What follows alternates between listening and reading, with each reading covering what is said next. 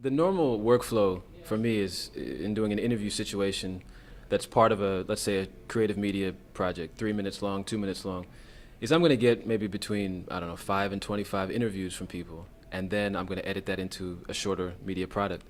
So the normal workflow of that involves me going, setting up lights, shooting the interview, going home, getting it into the computer, and then at some point having a follow-up meeting with those people to show them in person those interviews, or sending them a heavily compressed file in email form that they then open up.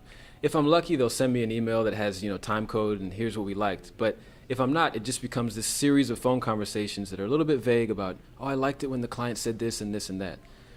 Last week or 2 weeks ago, and then a month before that, I used the screening room, and the workflow went a little something like this. So I went up to the office, I set up my lights, I did the interview, I went home. I had more incentive because I knew about the screening room to get that into the computer right away. I upload it to MEDIAmobz. And within, I'd say, about 30 hours of me doing the interview, I had my first time-stamped note from the creative director of that company saying, oh, I like this quote. And it's kind of an amazing feeling to know that now I don't have to have that follow-up meeting. Every time I do an interview, I can do this process. And by having their time-stamped notes, those are my edit points. I might not even watch the entire interview again, which would have taken me half an hour or 45 minutes. Now I might just refer to their notes and give them a draft of their 2 to 3 minute short creative piece that uses the things they liked.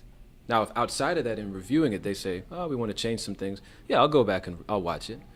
But if it's ultimately what they want to see, the screening room makes my life easy.